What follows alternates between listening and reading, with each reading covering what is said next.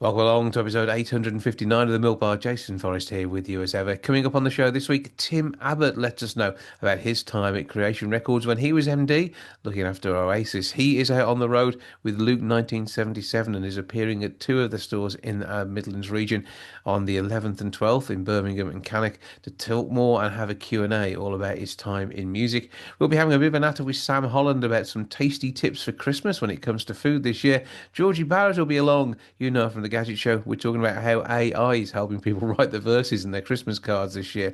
Showtime Community Productions let us know about their show Aladdin, which is coming up in January, and Denise Van Outen's got some tips when it comes to Christmas shopping too. That's all on the way on the show this week. Welcome to the Milk Bar. Welcome to the Milk Bar. Welcome to the Milk Bar.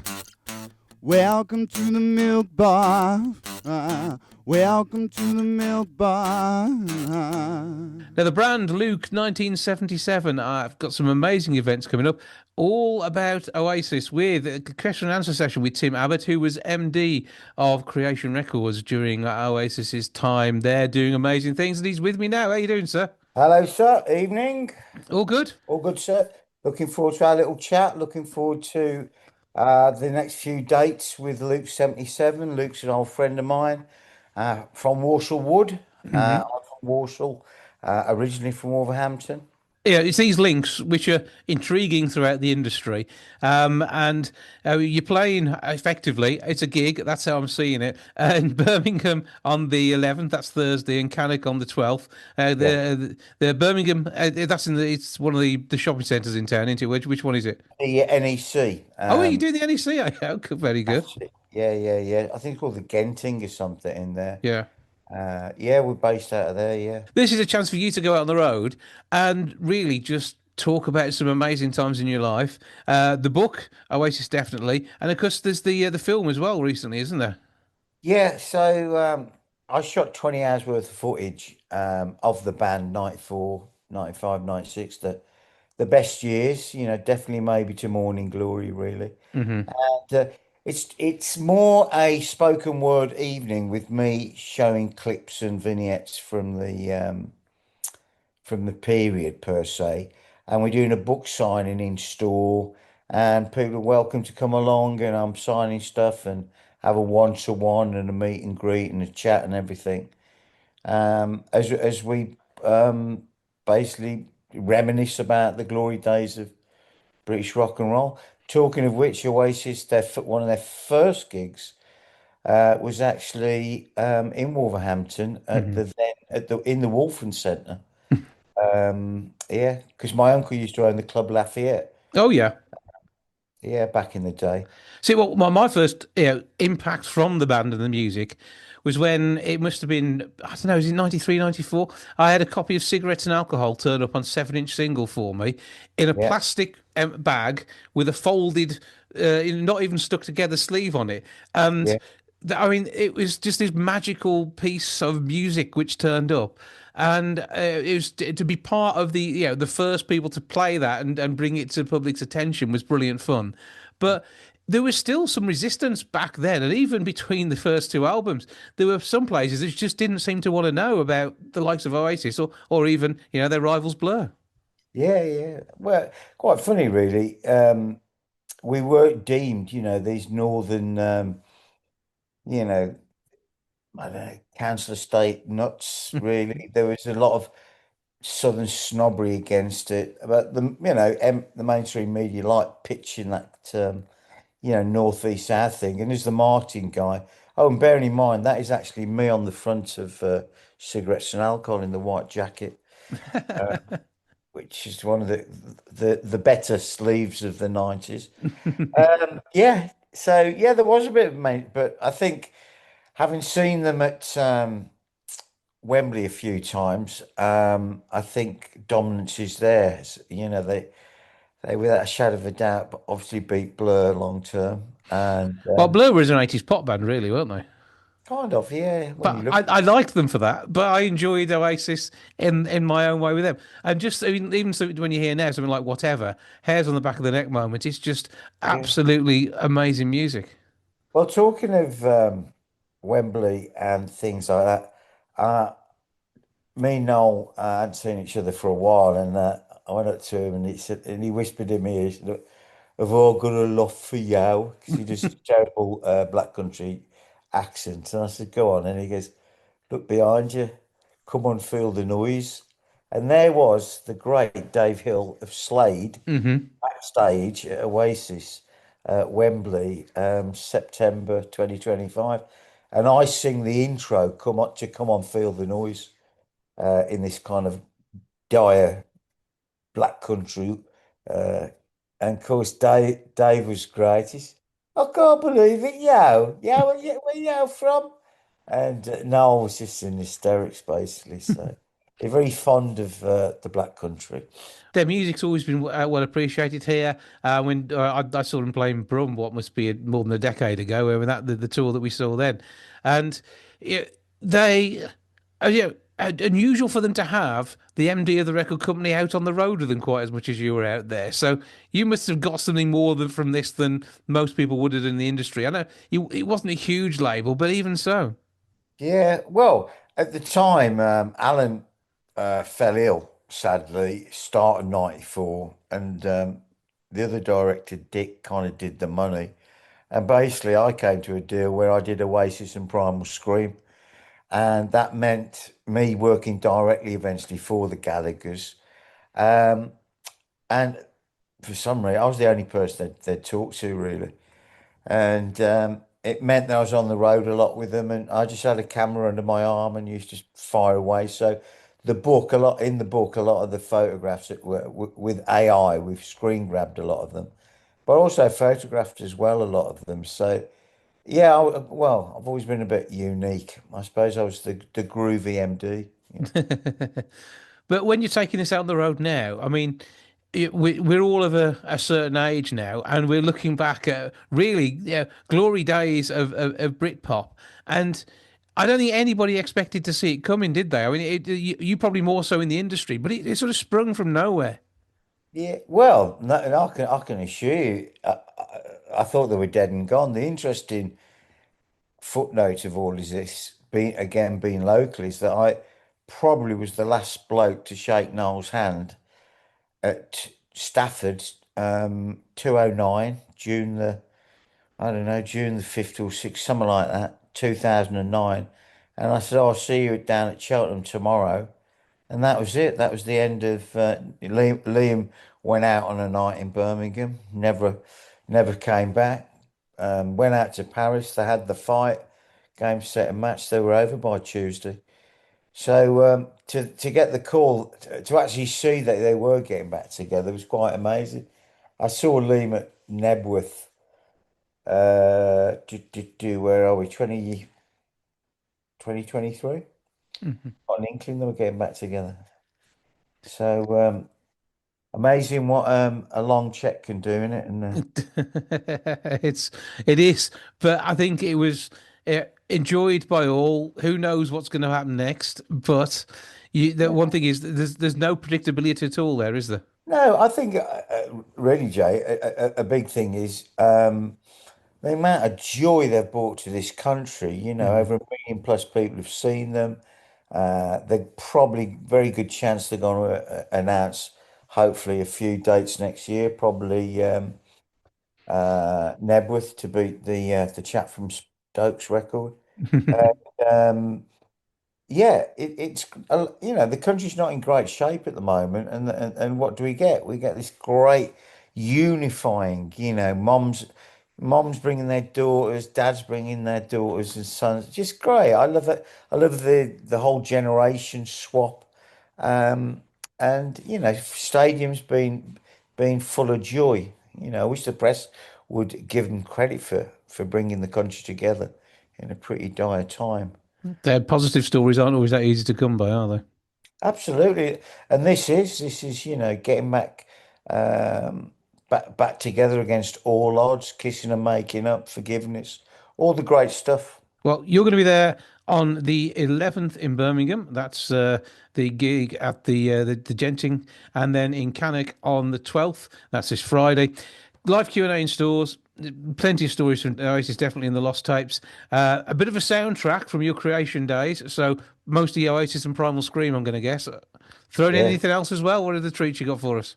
I don't know. You got to come along. Oh, well, I will be there on Friday, so I'll see you then.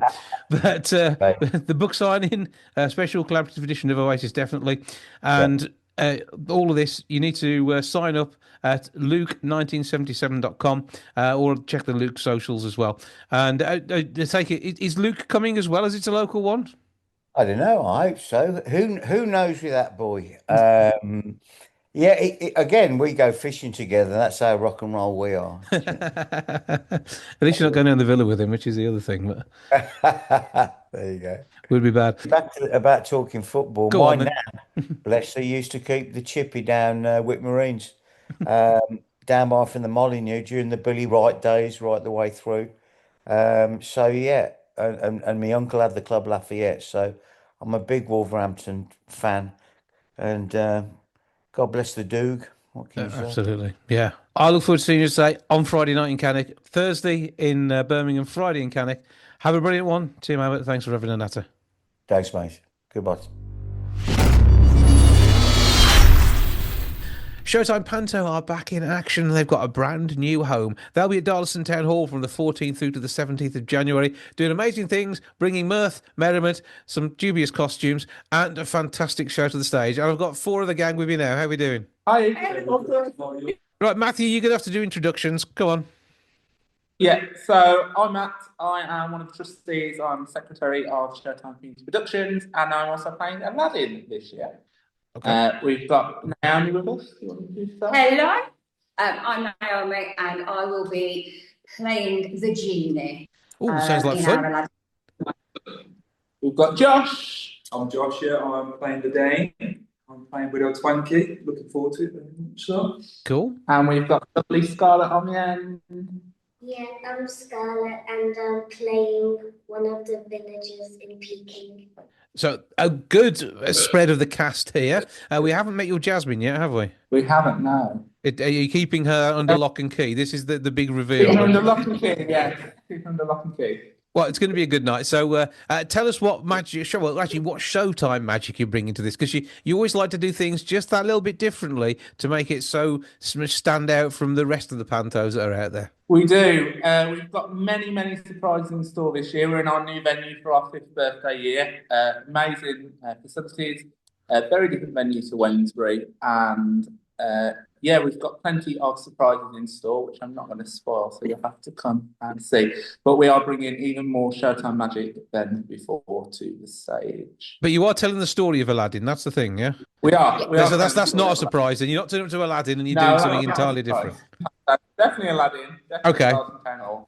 That's all good. And when you got to hide inside a lamp, Genie, how is that going to work? I mean, is there some cunning magic there too, do we think? So, well, I have been practicing to make myself as small as possible. But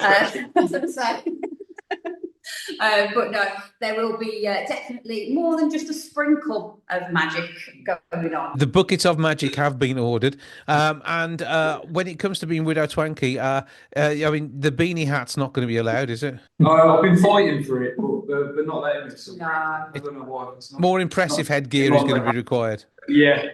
Are you taking this very seriously? I mean, are the legs being shaved and everything? Well, she's a widow, I thought. She's not trying to impress any men at the moment, so we might see. If there's any nice men in the audience, I might have to give a shave halfway through. And it is winter. Yeah, it's winter. It is winter, It's warm. so- Yeah. I suppose you've got to keep yourself warm. I mean, Matt doesn't even do his in winter, do you? So. There. Right, okay, and Villager on the end, obviously part of a big ensemble, but basically you guys get to have fun, run round, dance, and make the whole atmosphere work, don't you? Yes, Are you looking forward to it? yes. Have you done panto before? No. No, so this is going to be good. Two yeses and a no. We like it. She's doing a solo dance as well for us this year. Oh, that's cool. Fantastic. We're going to see some talent. That's the way it is going to work. Showtime always like to put on something fun. And raising funds too? Yeah, raising funds, yeah. Ticket sales is our main way of fundraising. Yeah, we're a charity. We do amazing things throughout the year. We provide our memberships for free to all our members. We don't charge any fees, don't ask anybody to sell any tickets. So the tickets cover the costs of our running costs throughout the year and allow us to put on an amazing show. So yeah, it's still our main bit of fundraising. Well, the tickets do actually sell themselves as well to a point. However, we're here to tell people how they can get hold of them. Mainly, you nip along to ticketsource.co.uk/Showtime Community Productions. Tickets are priced at £7.50, but there is a booking fee as well. That's the way it all keeps everything working out to cover the costs and all of this. It's the 14th through to the 17th of January, Wednesday, Thursday, and Friday at 7 p.m., then Saturday at 1 p.m. and 6:30 p.m., all taking place at Darlaston Town Hall, Victoria Road, Darlaston. That's WS10 8AA. Anything I've missed? No, we just look forward to seeing you in January and hope to see many of your followers there. It'd be good to get everybody down there, get along, and see what the thing is. It's guaranteed to be a fun panto, isn't it? Oh, definitely. Yes. Yeah, plenty of it's behind you, and all sorts of additional fun along those lines. Break a leg, have a fantastic time with it. Showtime are going to do their thing with Aladdin this January, and have a great one. Enjoy yourselves. Thanks, Jason. Bye.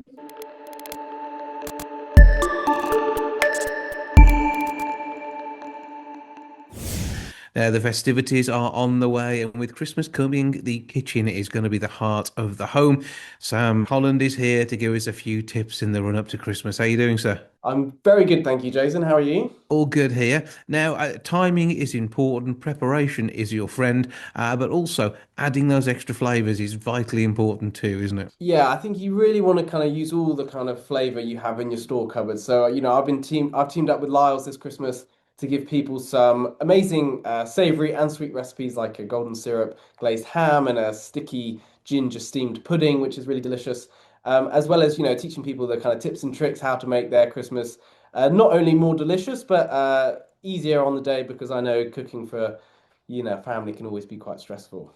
Yeah, because when people start prepping really early, don't they? Yeah, no, and I think that's the key, really. I think, especially while I'm speaking from my own experience with my Christmases, tend to do every trimming, every sauce, every kind of option that you can think of. So that kind of requires a lot of time. And yeah, getting things done ahead of time is just going to make your life a bit more stress-free, shall we say. Yeah, I mean, the research from Lyle's has shown us that carrots and parsnips are the top items to be prepped early. Peel them, put them in water, that's fine. That keeps everything nice and fresh. Roast potatoes, that's important too, particularly if you're parboiling them, have I got the terminology right? And then get your Brussels sprouts right too is tricky. Yeah, no, I think you can parboil your potatoes, you can make your cauliflower cheese, and I make an amazing mulled wine red cabbage every Christmas, which is very Christmassy and one of the kind of standout elements of the dish, of the plate. So these things actually benefit from being made in advance, because as things kind of sit overnight, the flavors mature and develop, meaning the Christmas day is even nicer than what it normally is. Yeah, but I love the concept of glazed carrots, and this is where the syrup comes in. Yeah, no, obviously carrots have a beautiful natural sweetness, and that's accentuated by the added sweetness from the golden syrup, which really does complement it nicely. And that's the thing with cooking, you really want to balance the flavors, and even things like savory carrots and a glazed ham, a salty ham. And then, on the flip side, you can use it for loads of sweet dishes as well. So Lyle's is really a product which can be used all across your Christmas festivities. And yeah, it's a brilliant a product to be partnered with. Absolutely. And natural as well, which is the thing we like about it too. Exactly, yeah. So, I mean, when it comes to your table, you've already talked about some of your special items in there that you do. You have your cabbage with mulled wine in it. I mean, that sounds impressive. But I mean, where does the inspiration come from all of that? I think just from, past years of, being lucky enough to be at the Holland Christmas dinner. We always do a really nice roasted pork, which a pork shoulder, which we cook for about 8 hours. We do a delicious glazed ham, which is always a bit of a crowd pleaser. And yeah, my granny was my first cooking teacher. She was my inspiration. So she's going to be with us this Christmas. So I'm going to say, Granny, you can, put your feet up this Christmas. You don't have to be peeling potatoes or doing any of the grunt work. You just get to enjoy it this year, which is something I'm looking forward to. But a team effort does work well, doesn't it? It does. I mean, I'm a little bit of a control freak. I like things done in a particular way. So I like to take the responsibility of all the savory things. And then maybe leave the crumble and the other puddings for my mum. Works every time. Okay, so where can we go to get some recipe inspiration with the help of Lyle's Golden Syrup? Yeah, no, on the Lyle's website, you're going to find loads of incredible Christmassy recipes and great kitchen hacks and tips. So if you're ever stressed on Christmas and you need a little bit of a helping hand, head over to the website and it's going to really kind of sort you out and put you on the right track. And can we see your creativity online too? Yes, no, I'm posting the recipe for my glazed ham on Instagram. If you stay tuned, that's going to be up ready for you to kind of maybe give it a practice. So it's perfect for Christmas. So thank you for joining us. We'll look out for Chef Sam Holland on Insta and all the other places online you pop up. Thank you for joining us. Have a brilliant Christmas and love to your grandma. Thanks very much. Merry Christmas.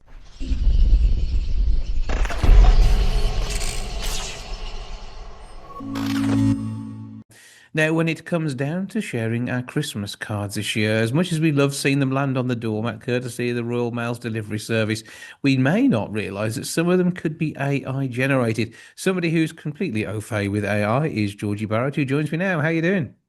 Good afternoon. I'm very well, thank you. Good Yeah, stuff. and I'm feeling very festive. I love Christmas. I love Christmas cards. And I also love AI. So yes, they all those different elements come together nicely at this time of the year for me. Well, I've already been using AI to record some little Christmas songs to sing for me because Oh, I brilliant. do like that. However, when it comes down to the cards that we actually have delivered, it's nice to have something real to pop on the shelf. But AI is actually helping out here, and the question I think that we're all asking is, will Janana be able to tell if it was an AI generated card?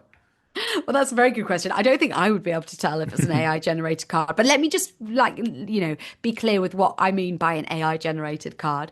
And this is a normal card that's been handwritten by somebody, but they've had help with what message to put inside.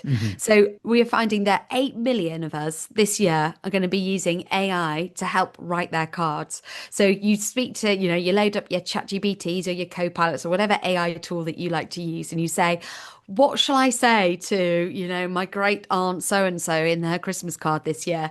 And then AI comes up with a lovely little sentiment that they can include, or you get even more creative, a bit like what you just said there about using AI to come up with fun Christmas songs. It's so good at that. You can tell it, all the different names of who's going to be at the, your family Christmas, and it could come up with a fun Christmas song that you can all sing, or it could come up with a little Christmas poem about previous Christmases that you've spent together. And you can give it that information, and it just gives you this lovely personalized message that you could then write inside. But, and this is where I want to be clear, I think the handwriting of a card and the sending of a physical card is still really, really special. And actually, I'd say it's even more special in this age of when we're hyper connected, we're messaging everybody, all hours of the day, to get something that is physical, that it's been written by somebody with a lovely little sentiment inside. And then that card sits on your shelf or above your fireplace for the rest of the festive season. It does really mean something. And that's what the research from Royal Mail shows, that actually we really still love sending Christmas cards, even though AI is helping us write them. So I like the idea of you and your Gadget Show colleagues sending each other cards and trying to outdo each other on tech.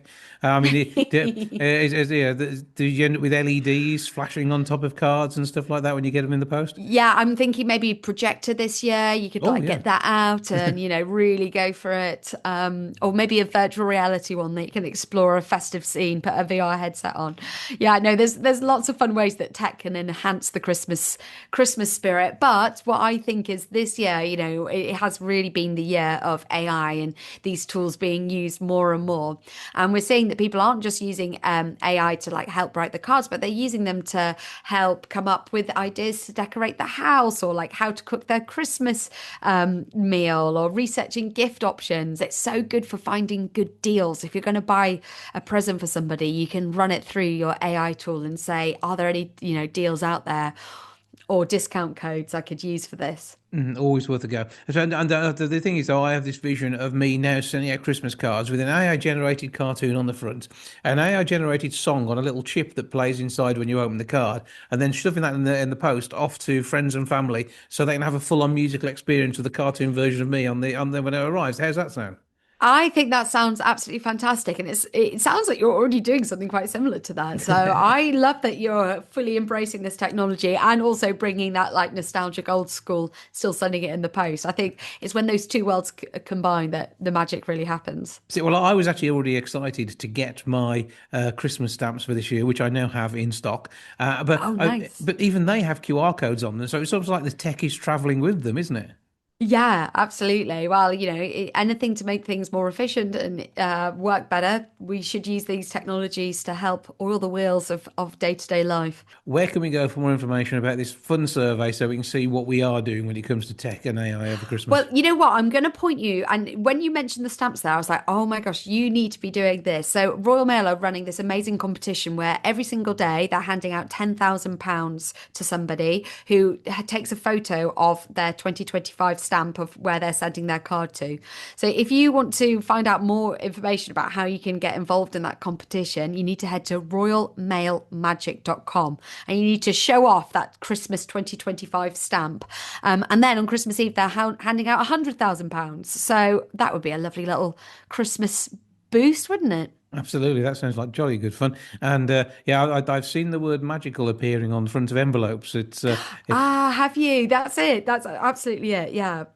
So check it all out online. Find out where it's going on. Meanwhile, what have you asked for Christmas that could be Gadget Show friendly? Oh, that's a very good question. What if you know what? I haven't, I feel like I've just in the zone of buying everybody else Christmas presents. I don't feel like I've put any proper feelers out there for what I want this year. That reminds me, I need to speak to my AI later and work out what I actually want. How about you? I have to admit, there's nothing specific I need at the moment, and because of my age, it tends to be when something breaks or drops off from around the house, you suddenly find something to go on your Christmas list. So I'm hoping I don't need anything this Christmas. However, Okay. yeah, a selection box will always keep me quiet. That works every single time. Oh, I love a selection box in the afternoon of Christmas. Lovely. Yeah, we should finish before lunch. That's the way they work. Breakfast. Okay, chocolate for breakfast is fantastic. Georgie Barrett, technology journalist, broadcaster, because we know from the Gadget Show and everything else you get up to. Thank you for joining us. Have a brilliant Christmas. Thank you, Jason. Now, when it comes to Christmas, we all have a wish list. Denise Van Outen is here to share what's on hers and how we can keep the magic of Christmas alive on a budget. How are you doing? I'm good, thank you. How are you? You feeling festive? I actually am. I started to feel festive towards the end of November, and now I'm hoping I don't peak too early. But I'm actually enjoying the festivities this year because and you're a girl who loves Christmas, aren't you? Oh, I'm feeling fully festive. Don't worry about that. My But my tree went up yesterday, so yeah. that's it. That's the marker for me. As soon as the tree goes up, right, I'm all in. Well, I've started to have little festive things appear around the home. We've got a small Jellycat Christmas tree and a gingerbread man who've been there for a few days now, and they're kind of settled in next to the advent calendars, so it's all kind of working. Nice, like the sound of it. So when it comes to Christmas, though, a quarter of parents are feeling overwhelmed. They're struggling with financial pressures and keeping the magic alive at the same time. So it is about shopping around, finding the right thing, and not feeling too pressured to go OTT, isn't it? Absolutely. I think the thing is, we do stress, and you can feel the build up, especially we're bombarded on the TV with Christmas adverts. So once they start, I think a lot of parents, not just parents, just people generally at this time of year start to feel the pressure. And it does build up. It can be quite overwhelming. So it's about looking around and finding experiences and things you can do that are just going to give you that magic of Christmas, but it's not going to cost you anything, you know? So if you can, for instance, like for me, there's loads of little things I'll try and do. So I said my tree went up yesterday. I actually, with friends, we've made this a bit of a tradition. We all make each other like some decorations to go on our Christmas trees and we sort of swap them around, which is a really nice thing to do. We do it because it's become like just a nice traditional thing. So I've got things on my tree that my daughter made when she was at school, when she was younger at nursery and things like that. She's 15 now. But yeah, we do a lot of things like that. So it's thinking outside of the box and finding experiences that are just going to bring that something a little extra special to you. It is, and I think the actual Christmas shopping is part of it too. And whether you're going on your own or actually trying to make a day out of it with the kids and hopefully bumping into Santa Claus when you're out and about, there's all sorts of things which make that a special moment from sitting down, maybe having a coffee or a latte as a break in between, or just browsing the shops. So, we go out with the kids and then when you can sneak back later and get the bits you wanted when they're not around. Absolutely. That's always a good tip as well. If you shop around with them, they let you know the things that they like. But I love it. See, I live in Essex, so I go to Lakeside, which is the shopping area, and it's got everything there. And I literally could spend the whole day there, to be honest, because I can have an experience, not only just with my daughter of going and looking around the shops, which is always fun. And I love the buzz of it. And there's always something really fun going on, and they've decorated it all really lovely inside the shopping centre. But then you can go and have something to eat as well. And then have you heard about our Northern Lights that we've got there in Essex? Really? Tell me more. So they have recreated over the lake at Lakeside. They've recreated the Northern Lights, and I've actually never seen the real Northern Lights. And it's really spectacular. The light show is incredible. They've even got tranquil music playing, so that when you walk along, it's like a boardwalk that runs alongside the restaurants and over the lakes. Mhm. You can take a nice slow walk, and you can have a bit of a breather. So you've got the shopping, which is always a lot of fun, but can be really overwhelming. So it's nice to just step away. And what's so nice is I was there yesterday. What I really loved seeing was there were people there of all ages. You had really young children there that were loving it, and then you've got older people that are enjoying it as well, couples as well, because it's quite romantic actually. And it's just lovely because you feel like you're seeing the real Northern Lights. It's done so well. And it is nice to have something slightly different when you do go out and about. And as you say, Lakeside, literally around the corner for you, not too far for us to get to either if we fancied a different day out. And I think that's one of the other things. If you make a day out of an event like this, yes, you might grab a few bits of the shopping. You don't have to go back. You can send one parent off to eat with the kids while the other one casually pops to the toilet and suddenly wanders back with some bags in a backpack that they've actually grabbed the gifts that they're now going to be hidden to be passed on to Santa. Yeah, exactly. And there's also other fun things to do there. There's like boom battle bars there. They've got putt shack. They've got everything there. So it really is like a one-stop shop. You can do everything. That's why I love it. I mean, over the years, I've been going there for years. I remember when it first opened, but I've been taking my daughter, and it's evolved over time, the things that we like to do. And she's a teenager now, so it's even lovely. Like I can let her just go off with her mates, and I can sit and grab a coffee while they go and do something fun. But it's got everything. It's great. And, you've got the cinemas, you can watch a film. I love it. And the other thing is, for everybody else when they go, they could bump into Denise Van Outen. Absolutely. Well, it isn't. I am there quite a lot, I'll be honest. And my daughter goes pretty much most weekends with her friends or with her dad. But yeah, this really is a lovely experience, seeing the Northern Lights, and it's there till the 15th of December.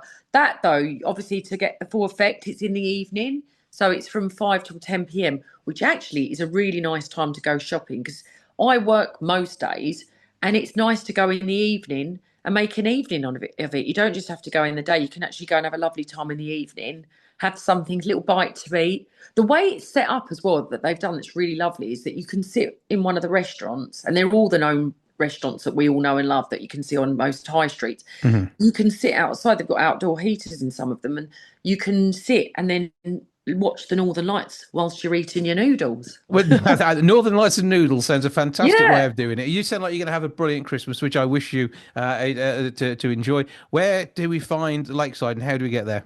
Lakeside is in Thurrock in Essex. It's really easy to get to. So you get on the A13, M25. It's an easy commute. Parking's really good there as well. Just have to flag that up because some people get, I'd like to go, but will it be a nightmare trying to find a parking space? There's loads of parking there, and there's loads to do. Honestly, there's everything. And if you do want a little cheeky visit to Santa is there in his grotto. That's excellent. That's the way we like it. And you will no doubt be popping in to see him at some point. I will definitely be going to see him because I've been a very good girl. I expect nothing less, to be fair. You have a brilliant one. I honestly have an absolutely brilliant Christmas. If we do nip down to Lakeside, we could see you there. And by the sounds of things, go on a Saturday and make a day of it. Sounds like the plan, doesn't it? Yeah, weekends are great. And their late night shopping's obviously starting. So, yeah, I'll see you there. I will look out for you. Denise Van Outen, as ever, thank you for joining us. Thank you for having me.